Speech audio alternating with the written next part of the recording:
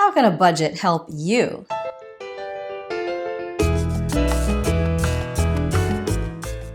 Hello and welcome to Frugal Over 50. I'm Amy and I'm happy to welcome you here to my channel where we talk about everything related to frugality, minimalism, and intentional living, especially aimed at the needs of the mature woman. In today's video, I'd like to talk to you about budgeting. What is a budget and what can it do for you? And this is in response to a specific question that I received on my most recent budget report. That would be the September 2019 budget report. And YouTuber Leon Lam, who's a brilliant young man who has a YouTube channel, he teaches English in China and has done a number of other things in his life. I spent some time over on his channel after reading this question from Leon, and I was very impressed with his content and with his thought processes. So Leon, this one is for you. I'm actually going to read your question aloud here using my glasses, doing battle with the ring light, and then I'm going to answer in a sort of an off-the-cuff way so that you can hear my thoughts as I think them. Leon, your question is, how do you find a budget helps? How detailed do you make it? I just pay myself first and spend the rest, wondering if I should track more or spend that extra time learning how to have a side hustle. Thoughts? So Leon, this is a kind of a brilliant question and I appreciate it, and I would love it if other folks who are listening to this question would give your thoughts down below, and let's have a conversation about this. So the first part of the question is, how do you find that a budget helps? For me, a budget helps in two ways. One of the things that it helps me do is to plan what I'm going to do with the money that's coming in. And the second major thing that it helps me to do is track the money that I have spent. Now, in my situation, the budget is a valuable tool because I have myself, my two children, a dog, a cat, a mortgage, 2 jobs. It's quite a bit to manage, and I find that I don't manage it especially well unless I have a written budget.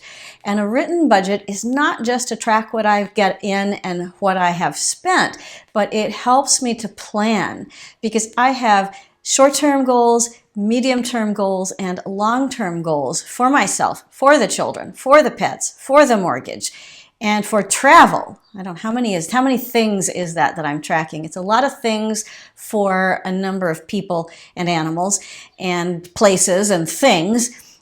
And I don't do that very well if I just do that in my head. And so having a budget gives me a tool to be able to look ahead very far, look ahead medium far, and look ahead short term for everything that I have to consider. So I really find that it helps. Now, in answer to the next part of your question, how detailed do you make it? I like a really detailed budget. There are people with families and pets and mortgages who don't like a detailed budget, who really follow your practice of paying themselves first and then letting the chips fall where they may. And I think that's a fine strategy for some people. I don't find that it works for me.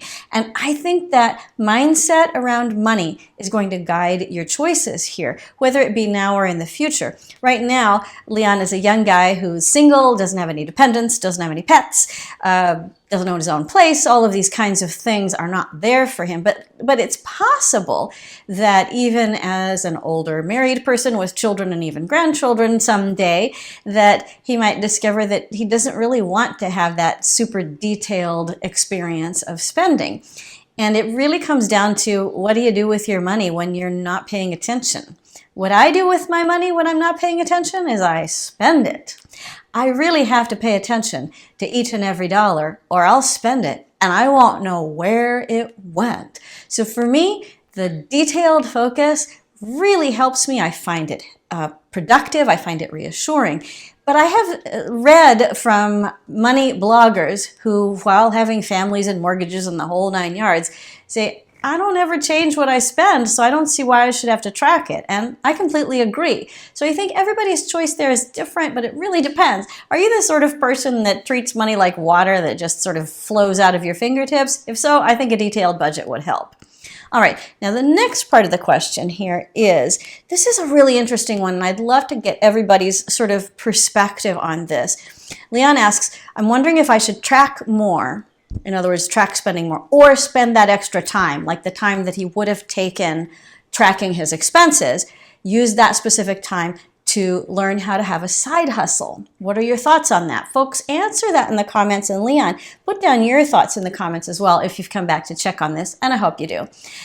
My thought is that this is not really an either or question. I do understand that time is a limited element in our lives and we only have a certain amount of it to go around, but I really think that we don't have to choose. You can track as much as you want to depending on your priorities, and you can work on your side hustle as much as you want depending on your priorities. And what you may discover is that the balance shifts over time. My side hustle sort of goes up and down here in my voice studio depending on how many students I have and how many of them are on vacation. But I find it useful to track the income, the planning, and the expenses using my budget, regardless of where my side hustle is. But I have also had the experience of working on learning a new side hustle, which I'm hoping to bring into the picture in 2021, 2022, somewhere in those years. And you're right, Leon, there's an assumption in your question that learning a new side hustle takes time, and I completely agree. It can be really overwhelming. For me, keeping track of my budget helps anchor me in the present, even while I'm looking towards the future. If in your case you prefer a simpler sort of budget, pay myself first, and then I know I'm not going to overspend from there, so I'm fine, that's great. But you might want to think about tracking a bit more so that you can include more money in the pay yourself first category, specifically targeting that extra money towards expenses involved in building up a side hustle. That's just a random thought, but it occurs to me that there is a place for looking at the two things, budgeting, meaning planning as well as tracking, and learning a side hustle, and having them sort of be interconnected. I would love to know what everybody thinks about this, because I think it's a really big question and a really important one, and probably one that gets answered differently depending on where you are in your life and what your goals are. So thank you for a very invigorating question that you asked, Leon, and I really look forward to hearing from everybody down in the comments. What are your thoughts on the questions that Leon has asked, and what questions do you have that you always wonder about? Maybe we could talk about them in the comments and maybe in future videos. Thank you, folks, for being here, for subscribing. Hit that notification bell so you can see when the next video comes around. It'll be soon. Thank you very much. Bye.